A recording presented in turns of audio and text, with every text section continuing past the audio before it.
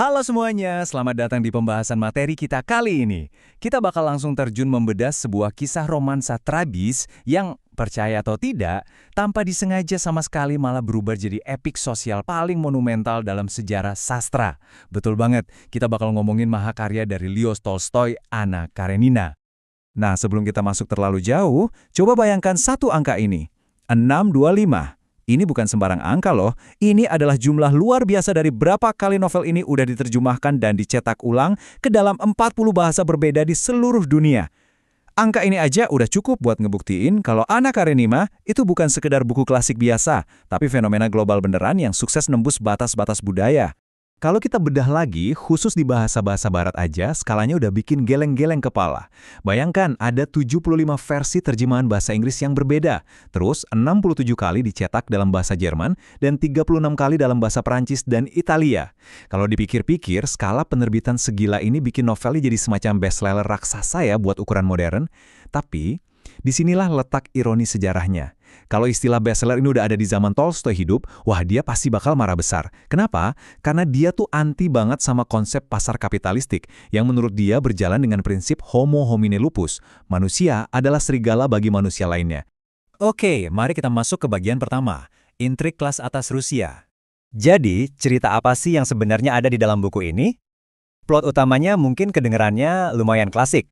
Ceritanya berpusat pada seorang istri yang mengkhianati pernikahannya, dan ya, pada akhirnya harus menemui nasib yang sangat tragis di bawah roda kereta api.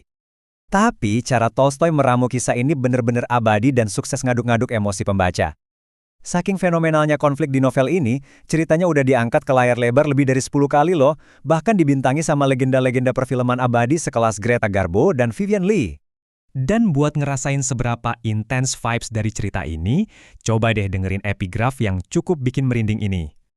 Pembalasan itu adalah hakku. Akulah yang akan menuntut pembalasan.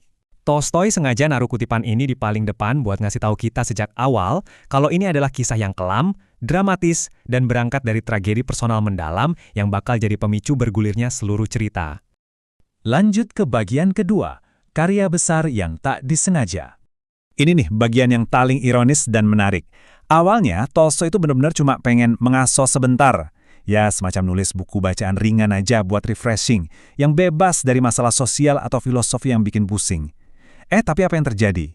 Niatnya bikin cerita santai, karyanya malah berevolusi jadi apa yang disebut novel napas panjang yang super rumit. Karakter-karakternya seakan-akan jadi hidup, ngambil alih kendali cerita, dan akhirnya maksa Tolstoy buat melebarkan lorong sempit ceritanya jadi sebuah jalan epik yang luar biasa luas. Tentu aja, transformasi drastis ini butuh waktu yang nggak sebentar, memakan waktu sampai 5 tahun. Dia mulai nulis di tahun 1873. 2 tahun setelahnya, di 1875, cerita ini mulai dimuat berseri di majalah Ruski Vesnik. Akhirnya kelar di tahun 1877. Nah, ada drama seru di akhir proses penerbitannya. Bagian ke-8 alias bagian pamungkas novel ini terpaksa diterbitin terpisah di luar majalah. Alasannya, pihak penerbit majalah nuntut supaya teksnya diubah. Dan tebak, Tolstoy dengan sangat tegas dan keras menolak permintaan itu. Nggak ada kompromi. Sekarang kita melangkah ke bagian ketiga, realitas sosial yang kacau. Buat benar-benar paham dunia dalam Anna Karenina, kita harus paham konteks sejarahnya. Pada tahun 1861, sistem perhambaan petani di Rusia resmi dihapuskan. Harapannya sih mulia ya, pengen bawa kesejahteraan. Tapi realitasnya jauh dari itu. Pembebasan ini dilakuin tanpa ngasih lahan yang memadai buat para petani. Efeknya, pas masuk era 1870-an, tepat di masa novel ini ditulis, terjadi migrasi besar-besaran petani miskin ke kota-kota. Dan di sanalah, bukannya sejahtera, eksploitasi dan penderitaan justru makin merajalela. Biar kita makin bisa membumikan dan ngerasain suasana kekacauan di masa itu, mari kita kenalan sama beberapa kosakata asli dari Rusia abad ke-19. Ada Zemstov, ini tuh Dewan Otonomi Daerah Pedesaan tempat kaum bangsawan berkuasa. Terus ada Troika, kereta salju khas yang ditarik sama 3 ekor kuda. Dan yang nggak kalah penting, Burlak, yaitu sebutan buat para kuli penarik kapal yang kerja keras di sepanjang sungai Volga. Elemen-elemen ini bukan cuma sekedar tempelan dekorasi loh, tapi benar-benar cerminan nyata dari dunia yang lagi didokumentasikan sama Tolstoy.